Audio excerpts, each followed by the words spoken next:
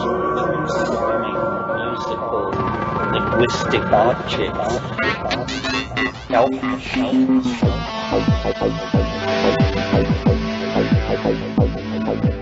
Greetings from Cyberdelic Space. This is Lorenzo, and I'm your host here in the Psychedelic Salon. And I guess you could say your additional hosts are three fellow saloners who made donations to help offset the expenses associated with these podcasts. And these wonderful people are Nicholas R., Howard H., and Amy W. And I thank you all very much for your very generous donations. And I also would like to thank two other people who have been more than instrumental in not just the salon, but in many other phases of my life. In the 15th century, I'd probably call them my patrons. And in truth, I have no idea how my wife and I would have managed over the past decade without their help. And while I've said this in private on many occasions, I also want to publicly thank our dear friends Ron and Claudia, for without them, there may never have been the Psychedelic Salon, my books, and for sure the worlds of fun we've all had in the process. So to Ron, Claudia, Nicholas, Howard, Amy, and all of the other supporters of the salon, including our fellow saloners who have linked to our website, burned copies of programs and given them away, or who simply told a friend about these podcasts. Well, thank you one and all. You know, we're all in this together, as they say, and from where I sit, it looks to me like everyone is doing everything they can with the resources at their disposal to help in the great work of spreading the word about the value and importance of our sacred medicines and the profound thoughts that they often inspire. And speaking of profound thoughts, I return once again to that giant of 20th century literature, Aldous Huxley. Ever since I began rereading Sybil Bedford's wonderful biography about him, I've been wanting to hear more of him in his own voice. However, it seems that the recordings of Aldous are few and far between. So I've pulled together a few sound bites from a couple of YouTube videos, along with his very famous Brave New World interview with Mike Wallace in 1958, along with one other collection of sound bites, in order to give you a little better idea of a man who far too often, I think, is only mentioned in passing as the author of The Doors of Perception and Island. Now, the first clip I'm going to play is about 2 minutes long, and although it's a bit overly dramatic for my taste, I think it does a good job to set the tone. Dr. Humphrey Osmond of Saskatchewan, Canada. During the late 40s and early 50s, his experiments with mescaline gained wide attention. One of those closely following Osmond's work is the celebrated author of Brave New World, Aldous Huxley. Although nearly blind, Huxley compensates for this handicap with his extraordinary intelligence. His life seems dedicated to a continuous quest for knowledge. And he was considered by European intellectuals probably the brightest young literary man of his generation in any of the Western countries. Huxley is fascinated with the possibility of expanding his consciousness through the use of drugs such as mescaline. He has studied cultures whose members ingest plants with hallucinogenic properties to stimulate godlike visions. He theorizes that there is a mechanism in the brain that can open a door to a higher realm of consciousness. Humphrey Osmond is stunned when Huxley volunteers to be a guinea pig in his mescaline experiments. By using mescaline as a spiritual seeker, not a scientist, Huxley enters the surreal world of spiritual imagery. Everything he looked at was transfigured. When he looked at plants, he could just see them, rather like Albert Hofmann before him, bursting with life, bursting with color. After his experience with mescaline, Huxley begins encouraging others to try it as well. In essence, what Huxley was saying was that drugs like LSD should be seen as a potential boon for mankind, for humankind, that they could be used not simply in a scientific context, but they could be used by normal people to study themselves, to investigate themselves as a tool of self-exploration and self-discovery. Huxley writes a book about the experience in 1954. It is titled The Doors of Perception, after the observation by poet William Blake that if the doors of perception were cleansed, everything will appear to man as it is, infinite. Aldous Huxley, whose early experiments with mescaline influenced popular interest in LSD, never lost faith in the value of psychedelic drugs. On the day he died from cancer in 1963, Huxley asked his second wife, Laura, to inject him with LSD.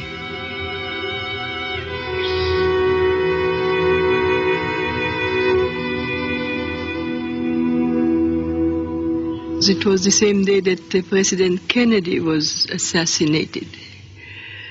And we were right here in this room. It was then his room, and he was getting very weak. And he said to me, give me a big, big piece of paper. And he wrote intramuscular, 100 microgram of LSD intramuscular. And I filled the syringe with it, and I gave it to him. It was very quiet. At a certain point I said, if you hear me, squeeze my hand, and he did, very weakly. Then I thought, I had the impression that maybe it was necessary to give a second shot, and I asked him, he indicated. So I gave him a second shot, and that, well, then it was about 4 or 5 hours where there was absolutely no jolt, no agitation, nothing, except this very, very quiet, like a music that becomes less and less audible, like fading away. There was no jolt when he died. It was just that breath stopped, and there was a beautiful expression in the face. There was a very beautiful expression in the face.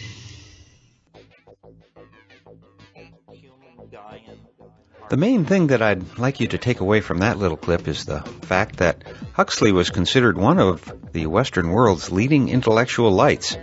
And so when he became involved in investigating psychedelics, it gave a significant amount of legitimacy to moving these substances out of the medical laboratories and into creative settings, such as the institute that Myron Stolaroff and others established in Menlo Park. Now, this is just my opinion, but I think that Huxley's involvement with and support of psychedelics was one of the most important features of the rediscovery of these sacred medicines in Western culture. Now, let's get on to the next clip, and it's quite a famous one. I'm talking about his May 1958 interview on the Mike Wallace television show.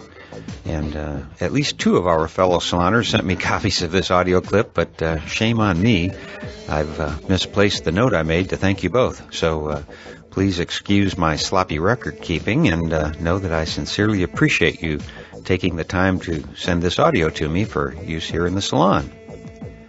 I'll let you come to your own conclusions about the focus of this interview, but do keep in mind that the discussion we are about to hear took place a little over 50 years ago, and to me its relevance today is more than a little spooky. So let's see what you think.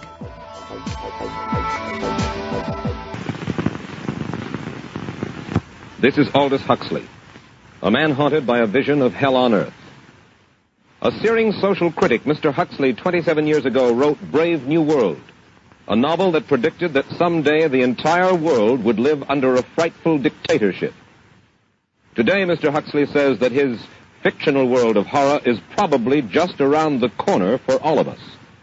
We'll find out why in a moment. The Mike Wallace Interview, presented by the American Broadcasting Company in association with the Fund for the Republic, brings you a special television series discussing the problems of survival and freedom in America. Good evening. I'm Mike Wallace. Tonight's guest, Aldous Huxley, is a man of letters, as disturbing as he is distinguished. Born in England, now a resident of California, Mr. Huxley has written some of the most electric novels in social criticism of this century. He's just finished a series of essays called Enemies of Freedom, in which he outlines and defines some of the threats to our freedom in the United States. And Mr. Huxley, right off the bat, let me ask you this. As you see it, who and what are the enemies of freedom here in the United States? Well, I don't think you can say who in the United States. I don't think there are any sinister persons deliberately trying to rob people of their freedom. But I do think, first of all, that there are a number of impersonal forces which are pushing in the direction of less and less freedom. And I also think that there are a number of technological devices which anybody who wishes to use can use to accelerate this process of going away from freedom, of imposing control. Well, what are these forces and these devices, Mr. Huxley? I should say that there are two main impersonal forces. The first of them is not exceedingly important in the United States at the present time, though very important in other countries. This is the force which in general terms can be called overpopulation, the mounting pressure of population pressing upon existing resources. This, of course, is an extraordinary thing. Something is happening which has never happened in the world's history before. I mean, let's just take a simple fact that between the time of the birth of Christ and the landing of the Mayflower, the population of the Earth doubled. It rose from 250 million to probably 500 million. Today, the population of the Earth is rising at such a rate that it will double in half a century. Well, why should overpopulation work to diminish our freedoms? Well, in a number of ways. I mean, the experts in the field, like Harrison Brown, for example, pointed out that in the underdeveloped countries, actually the standard of living is at present falling, that people have less to eat and less goods per capita than they had 50 years ago. And as the position of these countries, the economic position, becomes more and more precarious, obviously the central government has to take over more and more responsibility for keeping the ship of state on an even keel. And then, of course, you're likely to get social unrest under such conditions, with again an intervention of the central government. So that I think one sees here a pattern which seems to be pushing very strongly towards a totalitarian regime. And unfortunately, as in all these underdeveloped countries, the only highly organized political party is the Communist Party, it looks rather as though they will be the heirs to this unfortunate process, that they will step into the position of power. Well, then, ironically enough, one of the greatest forces against communism in the world, the Catholic Church, according to your thesis, would seem to be pushing us directly into the hands of the communists because they are against birth control. Well, I think this strange paradox probably is true. There is it's an extraordinary situation, actually. I mean, one has to look at it, of course, from a biological point of view. The whole essence of biological life on Earth is a question of balance, and what we have done is to practice death control in a most intensive manner without balancing this with the birth control at the other end. Consequently, the birth rates remain as high as they were, and death rates have fallen substantially. All right, then. So much for the time being, anyway, for overpopulation. Another force that is diminishing our freedoms. Well, another force which I think is very strongly operative in this country is the force of what may be called over-organization. As technology becomes more and more complicated, it becomes necessary to have more and more elaborate organizations, more hierarchical organizations. And incidentally, the advance of technology has been accompanied by an advance in the science of organization. It's now possible to make organizations on a larger scale than was ever possible before.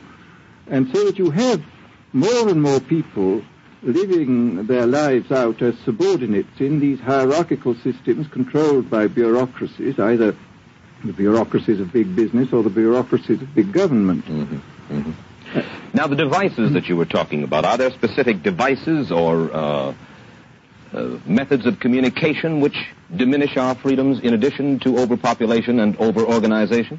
Well, there are certainly devices which can be used in this way.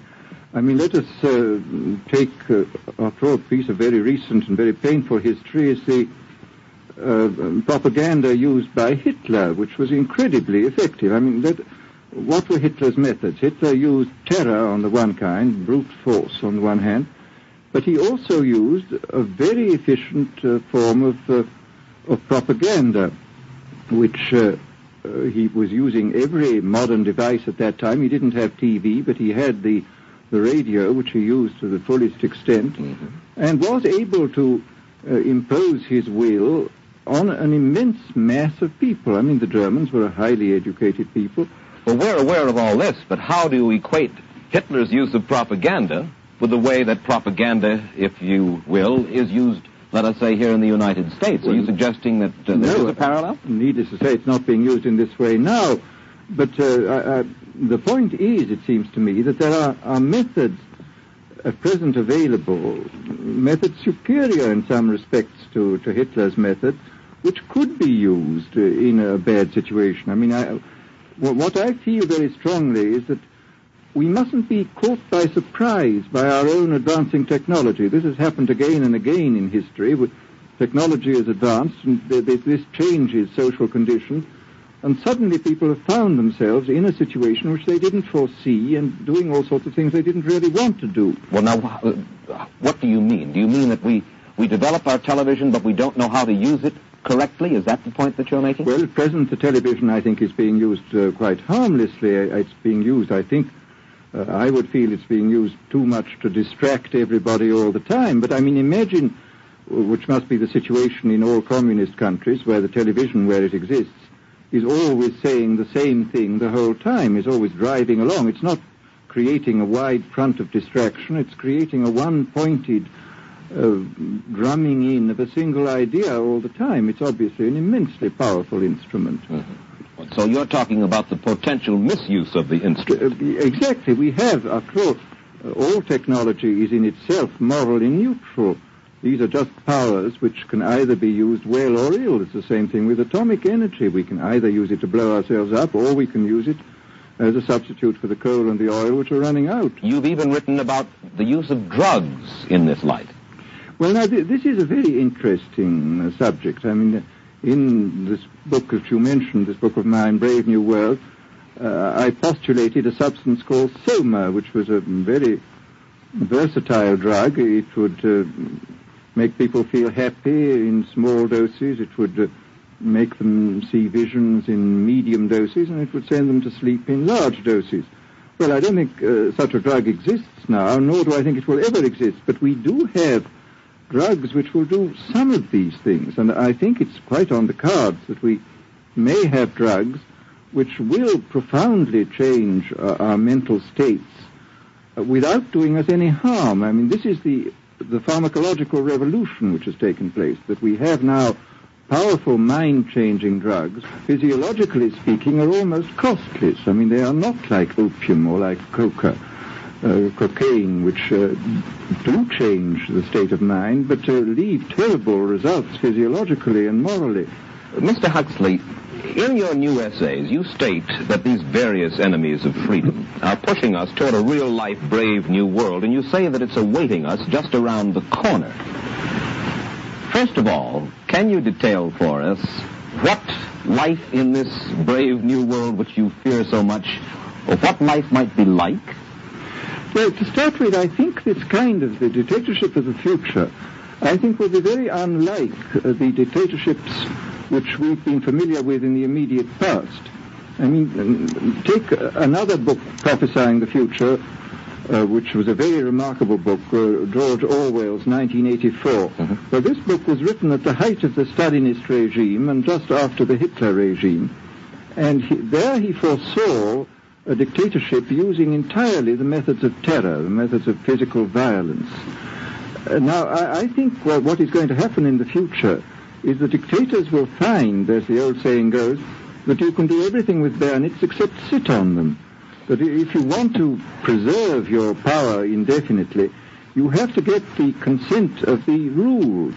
And this they will do partly by drugs, as I foresaw in Brave New World, partly by these new techniques of propaganda. They will do it by bypassing the sort of rational side of man and appealing to his subconscious and his deeper emotions and his physiology even, and so making him actually love his slavery. I mean, I think this is the danger, that actually people may be in some ways happy under the new regime, but they will be happy in a situation where they oughtn't to be happy. But let me ask you this. You're talking about a world that could take place within the confines of a totalitarian state. Let's become more immediate, more urgent about it. We believe, anyway, that we live in democracy here in the United States. Do you believe that this brave new world that you talk about could, let's say in the next quarter century, the next century, could come here to our shores?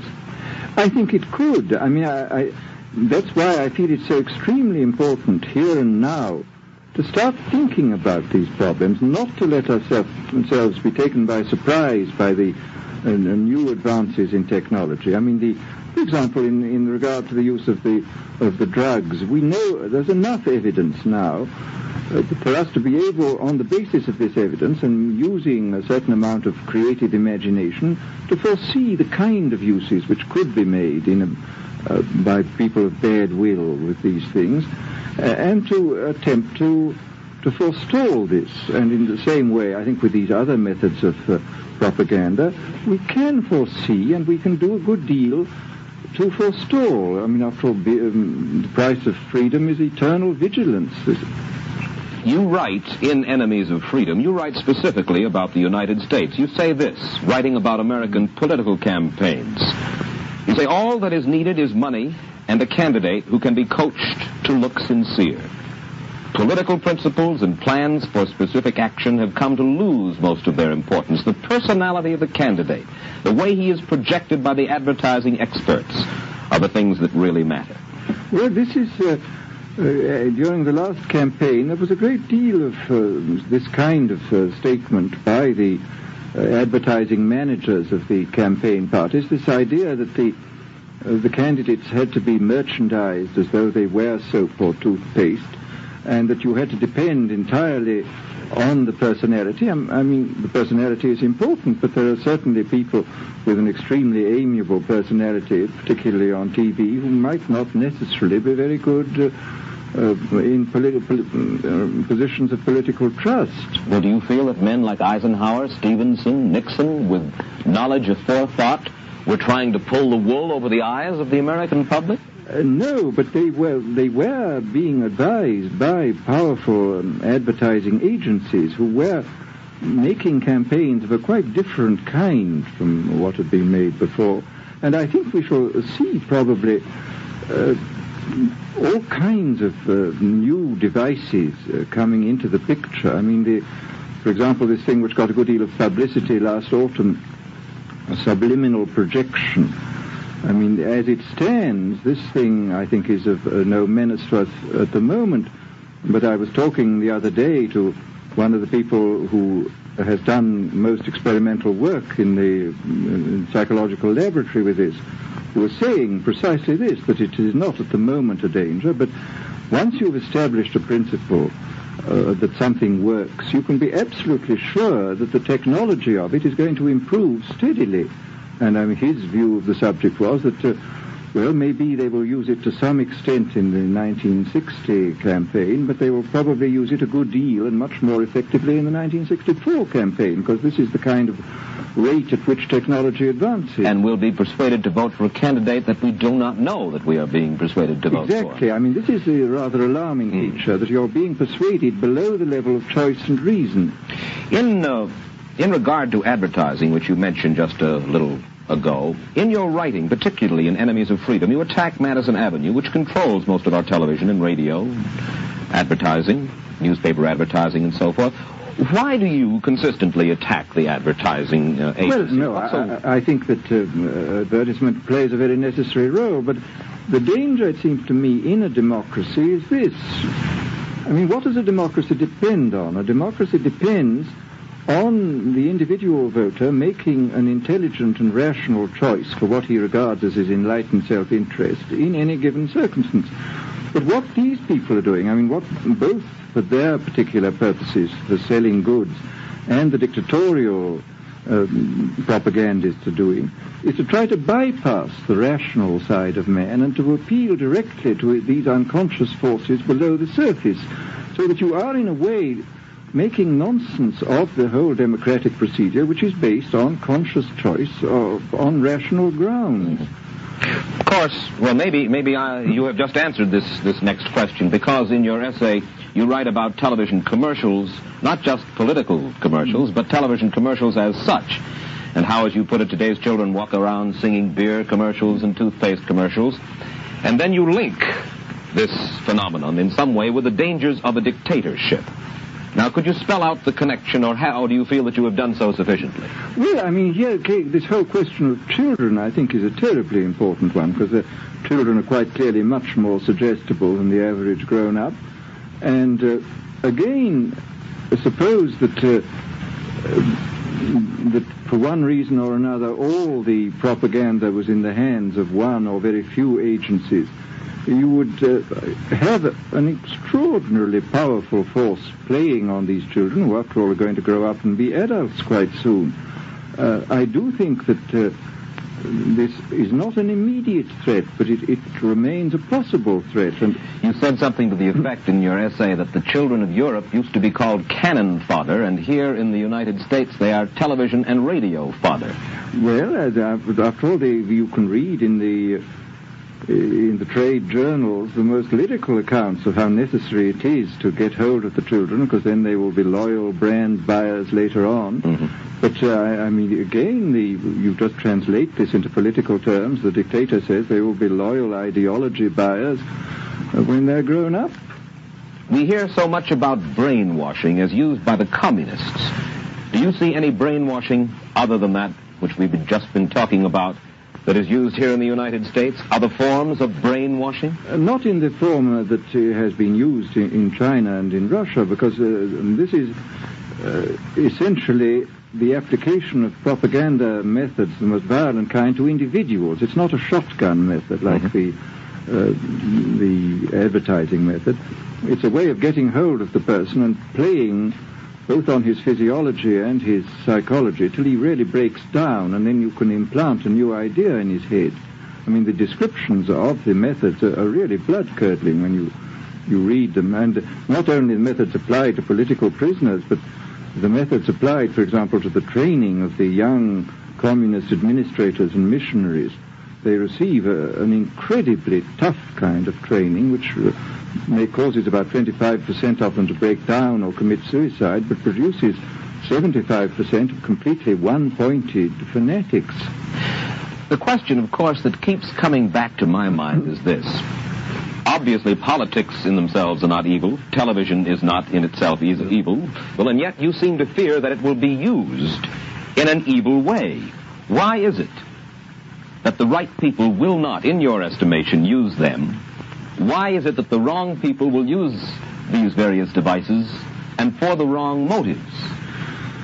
Well, I think one of the reasons is that these are all instruments for obtaining power, and obviously the passion for power is one of the most moving passions that exist in man, and after all, all democracies are based on the proposition that power is very dangerous, and that it's extremely important not to let any one man or any one small group have too much power for too long a time. After what are the British and American constitutions except devices for limiting power?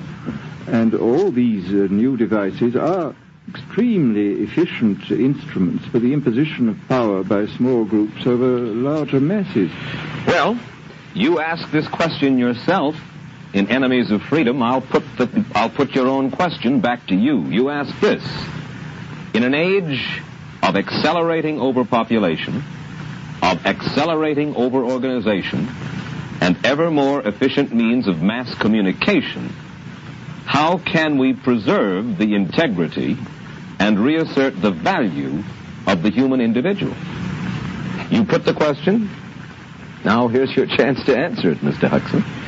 Well, this is obviously, first of all, it's a question of education. I think it's terribly important to insist on individual values.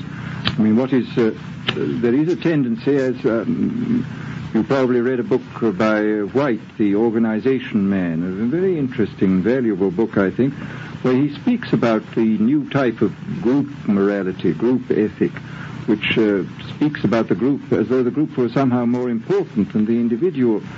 But this seems, as far as I'm concerned, to be in contradiction with what we know about the genetical makeup of human beings, that every human being is unique.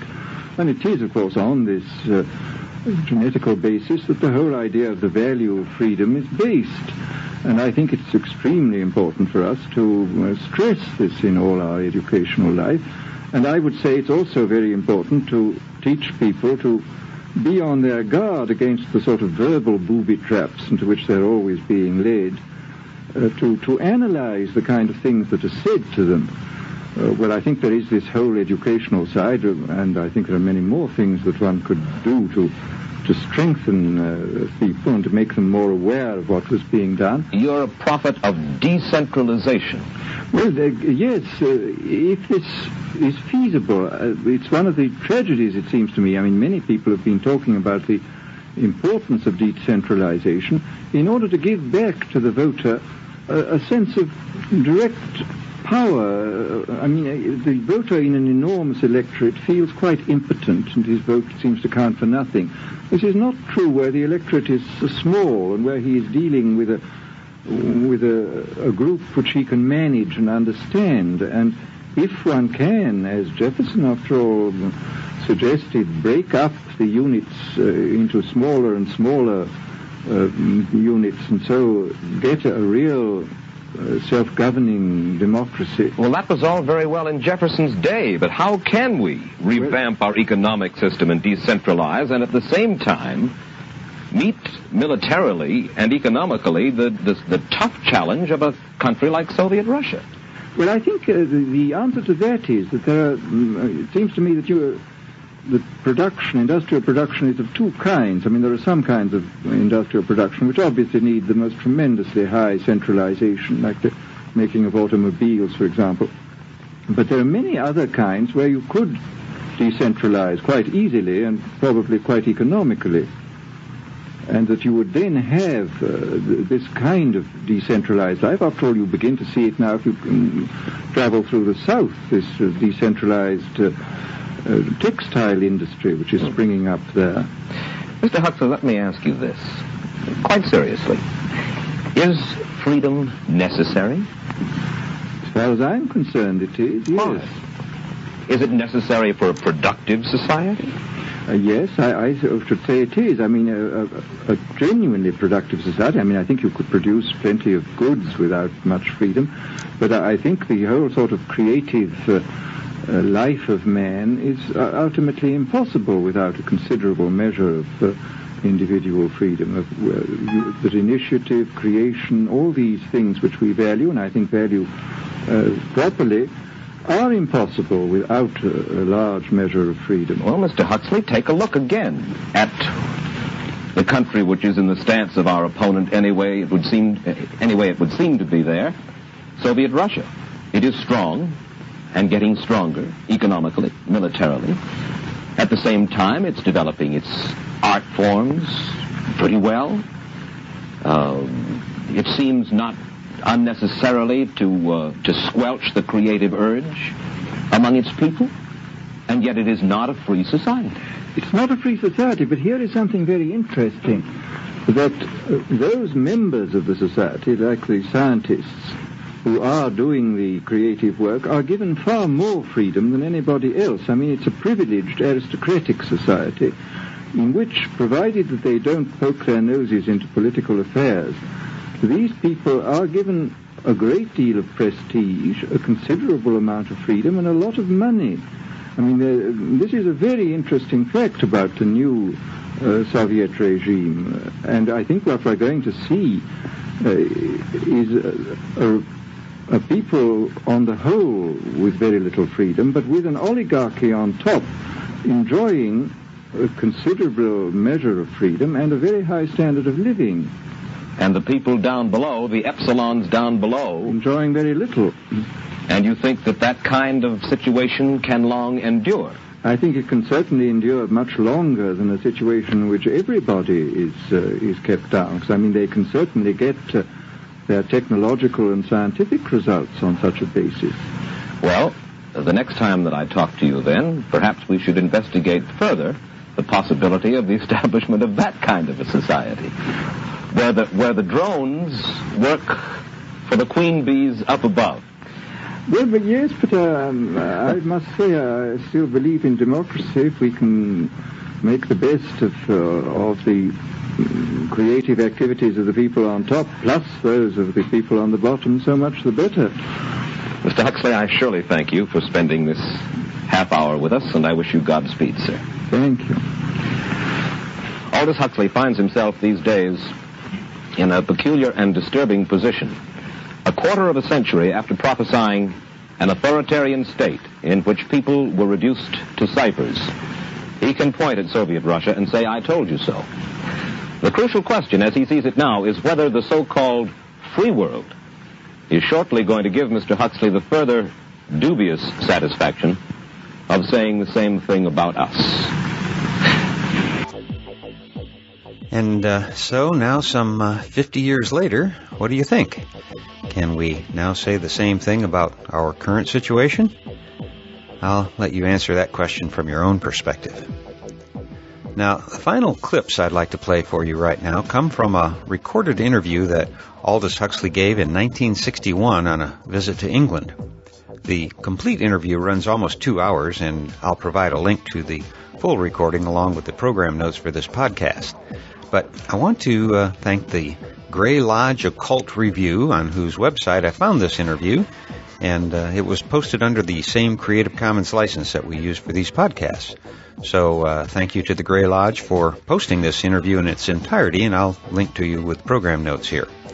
What I'm going to play right now, however, are just a couple of segments of that interview that I think will help round out the picture of this important man of letters, and whose writing has done so much for the worldwide psychedelic community. The topics I've selected to play include a discussion of the arts in general, James Joyce, the best method for discussing philosophy, including an example of how he went about creating some of his work, what he thinks about the supernatural, our lack of great symbols right now, and his involvement with psychedelic substances. All of which I hope will maybe nudge you along a little bit in your own creative thinking. On the Grey Lodge Occult Review site on which I found this recording, there is a short blurb about it from Sybil Bedford, who was not only a close friend of the Huxleys, but is also his principal biographer. In part, Sybil says, "The interview took place in the London summer, 2 long afternoons, punctuated by tea and sherry, in Aldous' sitting room with the view of the trees in Ennismore Gardens. The great point of it all is that it has left us with such a characteristic record not only of Aldous' thought, but of Aldous' way of expressing it, more spontaneous, more informal than his writing, more informal still than his lectures and broadcasts.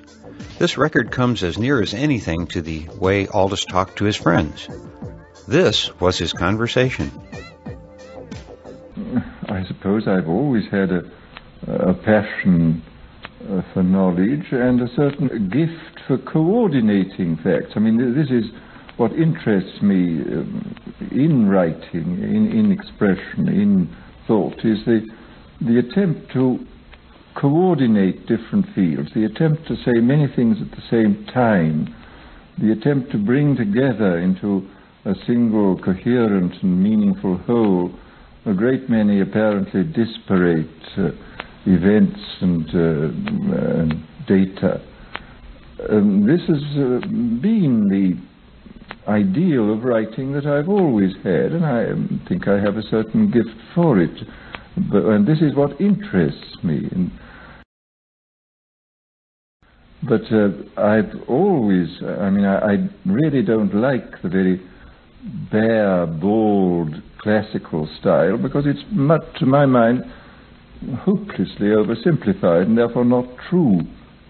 I mean, life in its reality is incredibly complex and very, very subtle, and therefore I would think that any form of art which is as simplified, say, as the French tragedy of the 17th century, is intrinsically an inferior art. I mean, maybe very, very elegant and beautiful, but if you can do impose order upon a much more complex mass of material, as Shakespeare was able to do, this seems to me intrinsically a superior form of art. And I would say this is true of any kind of art. I mean, isn't this the distinction in the pictorial arts between what is technically known as fine art and the crafts?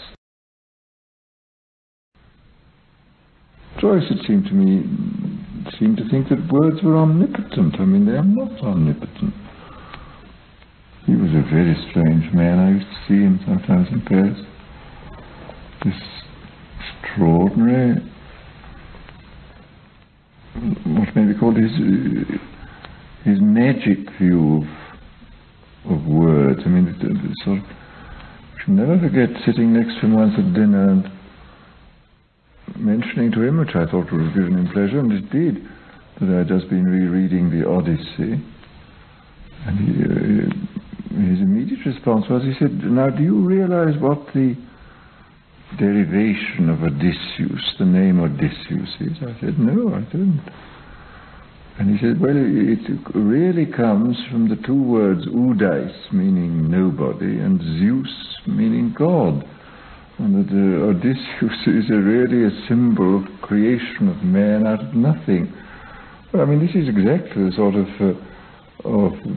etymology which would have been made by Albertus Magnus in the 13th century. I mean, it was absolutely no relation, of course, to anything which we would regard as realistic etymology, but this completely satisfied Joyce's mind, and this curious sort of magic approach to words as having some sort of intrinsic value apart from their references was a very characteristic thing in him.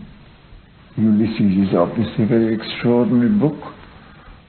I mean, I don't exactly know why he wrote it, because I mean, a great deal of Ulysses seems to me to be taken up with showing the large number of methods in which novels cannot be written. I suppose it's a great book. To me, it remains a little bit too static, the whole character of Bloom. I mean, there are splendid passages. I don't think it's a success as a whole. How do you approach general ideas? I mean, is the best way of expounding general ideas to expound them in abstract terms, which is, of course, the philosophical method, or should one try to write one's philosophy through the medium of individual case histories? This is what I have more and more tried to do. I mean, for example, in the three historical pieces I've ever written, these were essentially attempts to express general, in the widest sense, philosophical ideas in terms of particular case histories. I mean, there's this book I wrote about Father Joseph, the Grey Eminence, the book I wrote about the devils of Loudun, and then this long essay I wrote on Maine de Biron. I would like very much to find another good sort of biographical historical episode, such as I dealt with in the Grey Eminence and the Devils of Loudun. That turned up, I mean, years and years ago. I read the account in Michelet's book La Sorcière of the Loudun case, and was interested, and incidentally found when I came to look into the documents that it was extremely inaccurate. I mean, this great historian was very slapdash about the way he handled his account of the case. Well, then I thought no more about it for many years, and then quite by chance I picked up in a second-hand bookshop the 19th century reprint in a limited edition of the autobiography of the prioress, and one of Surin's autobiographical things, and the late 17th century book by Aubin which is an account of the whole episode. And reading those, I was so fascinated. I mean, there was such extraordinary material there that I began collecting it and found that in fact, I don't think any historical episode has ever had so much documentation. There are autobiographical statements by the priories, by Father Surin, great many letters. All the exorcisms were taken down in shorthand. Great many of them are printed, and of course a vast number still remain unprinted, but I never read any of the unprinted material because I just can't manage those things. But I don't think they would have contributed anything because most of the exorcisms were very like one another, so that a reasonable cross-section of them probably represented the whole fairly clearly. Then there were a great many accounts by outsiders who come to look at the possessions. It became one of the sort of popular tourist resorts in 17th century Europe, and people went from all over the continent to see these nuns rolling about on the floor and screaming obscenities. It was obviously the greatest fun. These nuns, of course, were their own lunatic asylum. I mean, the whole convent was a lunatic asylum with this screaming and with these exorcists deliberately keeping the thing up. I mean, the behavior of the exorcists is a degree of revoltingness and bad faith which is absolutely appalling. After Grandier had been burned, they sent for the Jesuits to go, because the nuns remained just as much possessed and hysterical as ever. And as the Capuchins had failed completely in their efforts at exorcism, they called for the Jesuits, and among whom was this remarkable, very, very able man, but very unstable, psychologically unstable man, Surin, who came from Bordeaux. And he undertook not merely to dispossess the prioress, but also to raise her to the highest pitch of mystical perfection, and in the process himself became psychologically infected and fell into a state of complete insanity in which he remained for 20 years, finally emerging, and in the last 7 or 8 years of his life becoming one of the major figures in the French 17th century mysticism. And even while he was insane, when he couldn't, he was so sort of hopelessly down that he couldn't read or write, or he could hardly even move, he was able to dictate a work on the spiritual life, which I've read. It's in 3 duodecimal volumes of about 1,200 pages, admirably well organized, with copious quotations from the Gospels and from the Fathers. This man who couldn't read or write, showing that the whole of his intellectual faculties were completely intact, while his emotional and physiological condition was absolutely disastrous. This man was completely incapable of doing anything at all, and was in fact a raving lunatic, which is of course one of the strangest facts about mental illness, that you can have these cases. I've seen them in contemporary life of people whose intellectual faculties are perfectly sound, and yet whose emotional life is so disturbed that they have to remain locked up in institutions for years at a stretch. It's one of the oddest paradoxes I find. The whole business of the legal and psychological aspects of witchcraft in the 17th century, very, very interesting. I read a lot about it at the time. It's very interesting to see how, if you don't have a theory of the unconscious, you're virtually forced into the idea of possession. I think all the exorcists were convinced that this was a genuine diabolic possession. And of course they were being paid by the government. They were all getting salaries. When the publicity wore off and people got bored with it, the whole possession disappeared. I mean, the nuns were under pressure from the exorcists to go on performing. And when the money ran out, because they were being paid a subsidy by Richelieu, and they cut the subsidy off after a time, and the public opinion got bored, and they all got well.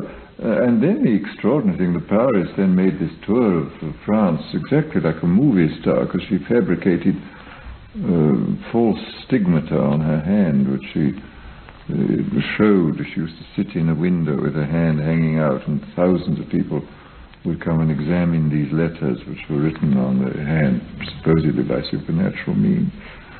And she went to visit the king and queen and had the most wonderful time. And then again, that was all over. It was like a sort of Marilyn Monroe procession through the country. And then, very pathetically, I mean, she became convinced that she was a sort of second St. Teresa and was going to be a great mystical saint. But of course, in fact, she wasn't. And was sort of acting the part of a great mystical saint. But in the end, she developed cancer. And a lay woman came to live in the monastery, who was a genuinely spiritual person. And it's very touching. I mean, she ended up as quite a humble, genuinely Christian figure in the end. I mean, it's very, she made a good ending in the language of the church. I mean, she really understood her own defects and this endless play acting which she'd been doing all her life. But of course, the really strange thing about this whole story is that the whole Loudun affair is interesting only if you take the two sides together. If you take the case of Grandier and then the case of Surin. Between them, the two episodes describe the religious life on every level, from the most horrible to the most sublime. I mean, the whole gamut of religious life is set forth in a kind of parabolic form in these two episodes. Now, the really extraordinary thing is that, as far as I know, I was the first person to bring these two episodes together in a single volume. Plenty of French people have written about Grandier, and in recent times plenty of people have written about Surin.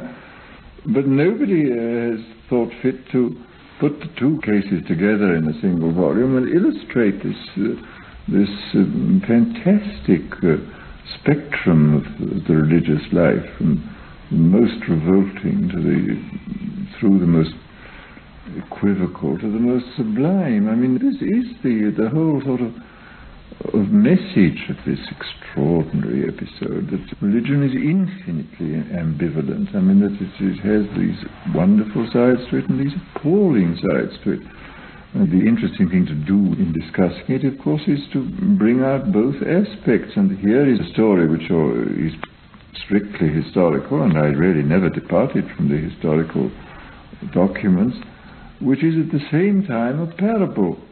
And this is what I'm looking for, is a historical or biographical medium in terms of which I can think about all sorts of general subjects and philosophical subjects, because I do strongly feel that philosophical and religious ideas are much better expressed not in abstract terms, but in terms of concrete case histories, biographical or historical. And if you can find the right kind of case histories, you can find means of writing what may be called philosophy. I mean, this perhaps is too presumptuous a term for what I've written, but I mean, it does permit the expression of general ideas in a much more powerful and penetrating way than would be possible if you were just writing about the same things in abstract terms.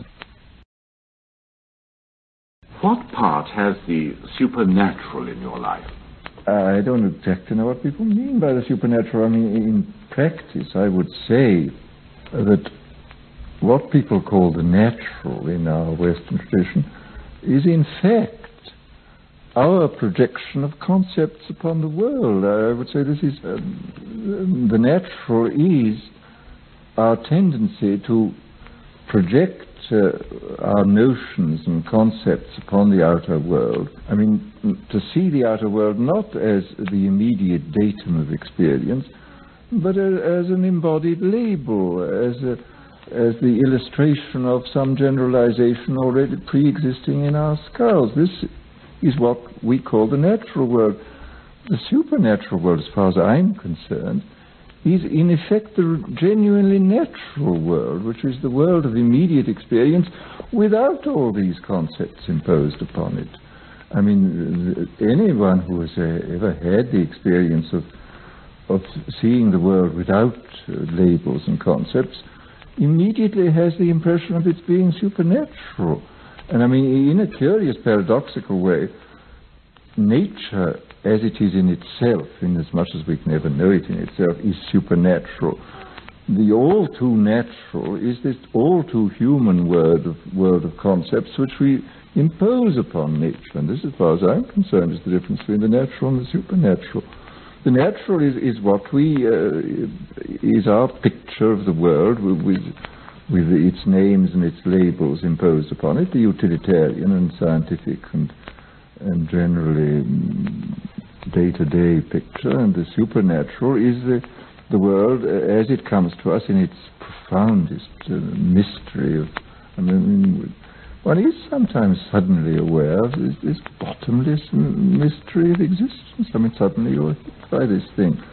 If you choose to call this the supernatural, I mean, I don't know what other sense it has. I mean, I don't believe in mysterious beings going around and arranging things, but I do believe in the profound, unfathomable mystery of life, which I think has a sort of divine quality about it.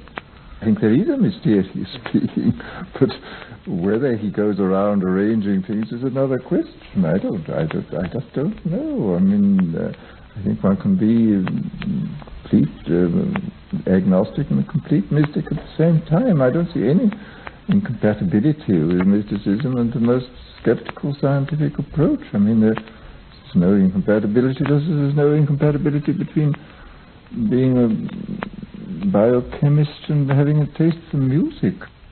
I'm entirely on the side of the mystery. I mean, any attempt to explain away the mystery is ridiculous. This fundamental everyday mystery of our existence is something which we mustn't try to avoid through intellectual explanation. We have to have intellectual explanations, but we have to be perfectly clear that they're not completely satisfying, that we must never take these words too seriously.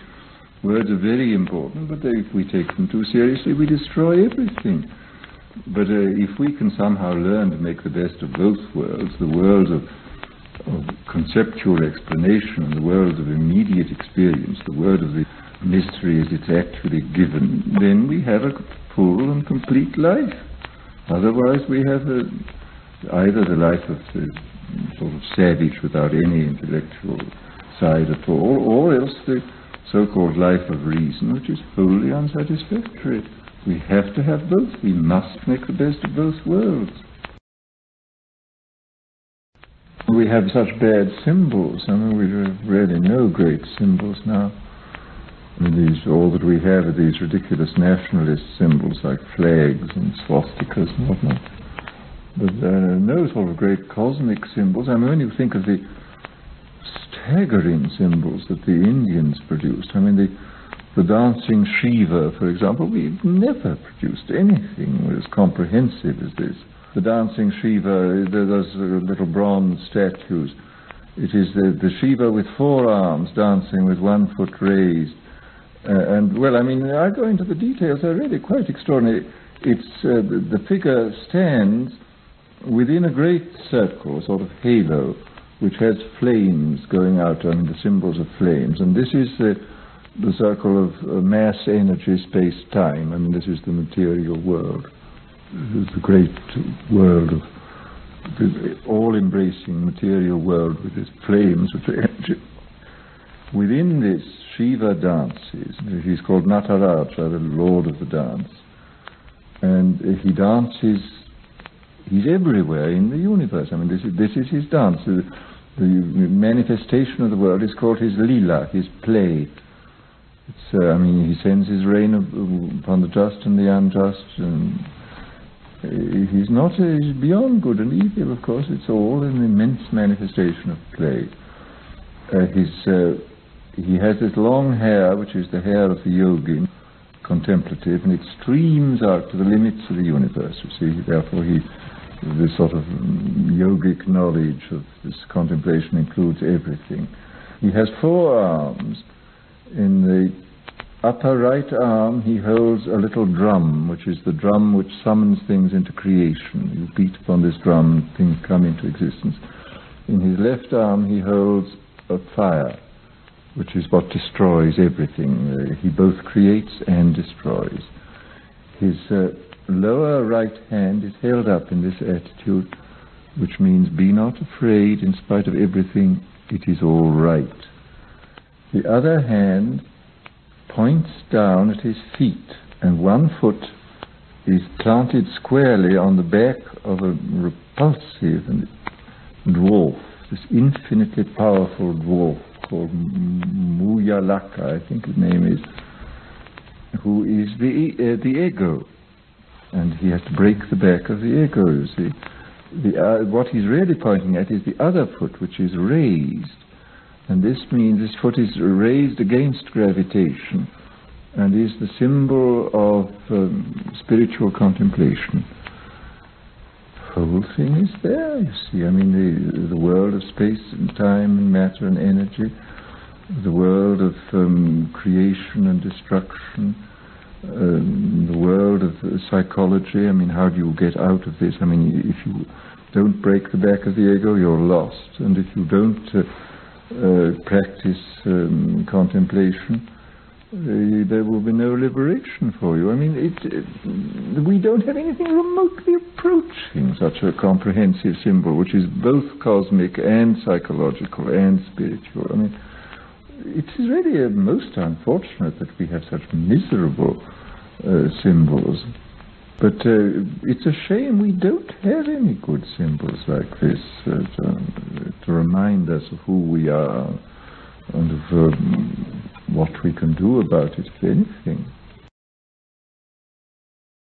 We have to make the best not only of both worlds, but of all the worlds. Man is a multiple amphibian who lives in about 20 different worlds at once. And if anything is to be done with him to improve his enjoyment of life, to improve the way he can realize his desirable potentialities, to improve his health, to improve the quality of his relations with other people, to improve his morality, we have to attack on all the fronts at once. And we had the greatest, what may be called the original sin of the human mind, is sloth, it's oversimplification. We want to think that there is only one cause for any given phenomenon, therefore there is one cure. There is not, and this is the trouble, that no phenomenon on the human level, which is a level of immense complexity, can ever have a single cause.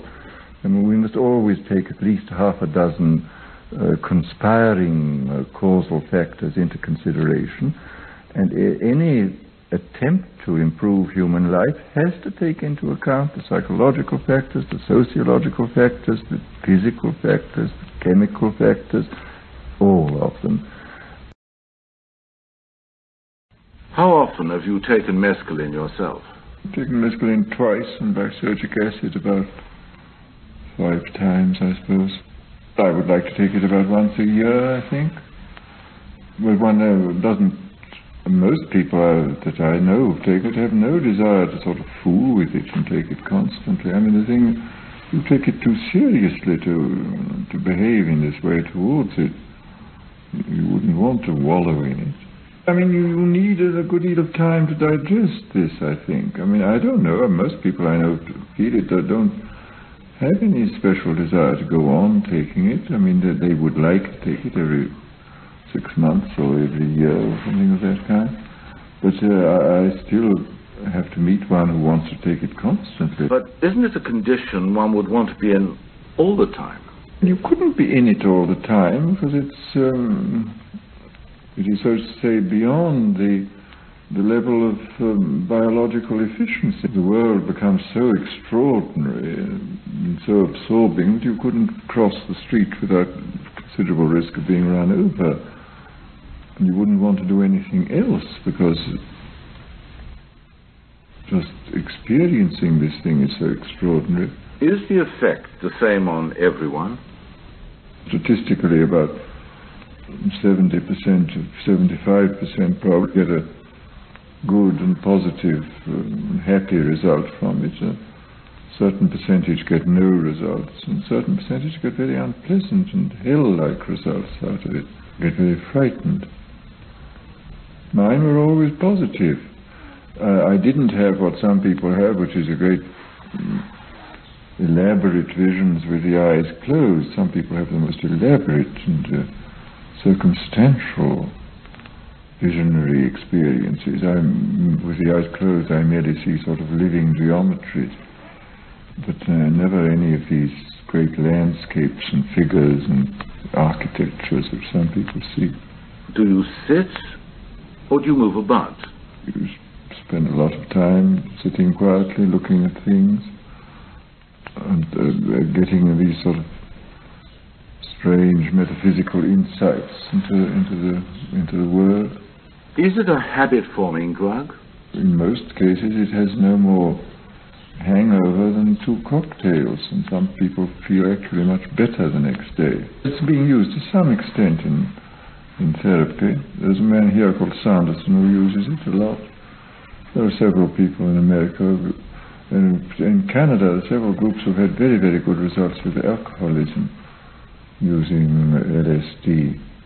And there's a new drug now, the psilocybin, which is derived from the Mexican mushroom, which is the same effect but doesn't last quite so long.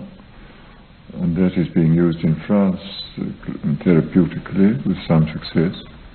When you take a capsule of 400 milligrams, and the lysergic acid, you take this incredibly small dose of 100 gamma, which is 100 millionths of a gram, a 10,000th of a gram, 10th of a milligram, which is a homeopathic dose. It's perfectly extraordinary that it should have an effect. And in fact, it has an effect long after all traces of it have gone out of the body. It has an effect by triggering some, nobody knows exactly what. It probably inhibits one of the 27 enzymes which control the functioning of the brain. Either inhibits one or stimulates one, and I don't think anybody quite knows what it does. But the intensity of the experience is entirely unlike any ordinary experience. But on the other hand, it quite obviously resembles spontaneous experiences certain artists and religious people have unquestionably had. It's an immense intensification of the world, the transfiguration of the external world into incredible beauty and significance. It's also beyond this kind of aesthetic experience. There may be other experiences of a sense of solidarity with the universe, solidarity with other people. Understanding of such phrases as you get in the book of Job, yea, though he slay me, yet will I trust in him. This becomes quite comprehensible. This thing opens the door to these experiences, which can be of immense value to people if they choose to make use of them. If they don't choose to, I mean, this is what the Catholics call a gratuitous grace. It doesn't guarantee salvation, or it is not sufficient and it's not necessary salvation, but if it can be collaborated with and used in an intelligent way, it can be of immense help to people. This sense that in spite of everything, which of course is the ultimate, I suppose, the ultimate mystical conviction, in spite of pain, in spite of death, in spite of horror, the universe is in some mysterious sense all right, capital A, capital R.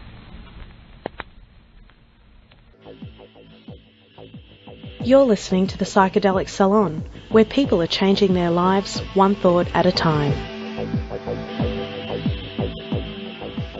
And I guess what Aldous just said is actually the ultimate teaching we receive through the use of our sacred medicines. And that is the fact that our universe and ultimately the essential core of our own being is doing just fine. Well, I hope that this little audio collage of the words and wisdom of Aldous Huxley was not only interesting for you, but that he may also inspire you to expand your own horizons and make this your most creative year yet. Whether it's starting your own podcast, blogging, painting, playing music, or simply keeping a journal of the progress of your thoughts throughout the year. It really doesn't matter what you create as long as you are following your own bliss and not the orders of somebody else. In other words, hey, be sure to set aside a little time for yourself this year. You deserve it. And I guess I should also mention, if you deserve a little credit, that if you sent me some audio to play here in the salon, I'll eventually get to it. The response to my request for audio material that isn't easily found on the net was more successful than I imagined it would be, and so I've got a lot of previewing and sorting out to do in the weeks ahead. But from what the accompanying emails had to say about some of the material that was sent to me leads me to believe that we're going to be treated to some very interesting new gems this year, and not all of them are going to be from people we already know about. Now, while I normally would have a few more comments or an email to read today, I'm going to cut this a little short. The first reason being my hope that you will spend a little time thinking about some of the things Huxley had to say in this podcast that may in some way have a bearing on the future of the creative side of your life. The other reason is that I'm about to head up to LA right now in order to attend one of the lectures that my fellow podcasters, KMO and Neil Kramer, are giving on the West Coast leg of their Transitional Alchemy Tour. And I'm sure I'll have more to say about that in my next podcast from here in the salon.